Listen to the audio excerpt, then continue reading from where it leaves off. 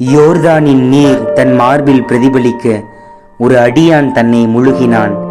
அவன் உடல் மாறியது, ஆனால் அதைவிட ஆழமாக அவனது உள்ளம் மாறியது. மண்ணை ஏந்தி சென்றவன் இனி தன் பூமியை அல்ல, தன் கடவுளை எடுத்துச் சென்றான். அந்த அருளை கண்ட பூமி புதிய பாடல் பாடியது. ஆண்டவர் தம் மீட்பை மக்களுக்குள் வெளிப்படுத்தினார். நீதியின் ஒளி பரவட்டும், பிற இனங்களின் கண்கள் திறக்க அவரது கரம் காணப்பட்டது. மனித இதயம் தன் குரலை மீட்டது. சிறை சுவர்களுக்குள் கூட ஒரு குரல் அதே பாடலை பாடியது. நாம் இறந்தால் அவரோடு வாழ்வோம், நிலைத்திருந்தால் அவரோடு ஆட்சி செய்வோம். கட்டுப்பட்ட கை என்றாலும் வார்த்தை கட்டப்படவில்லை. அந்த வார்த்தை நம்பிக்கையின் சுதந்திரம். 10 பேரில் ஒருவன் திரும்பினான்.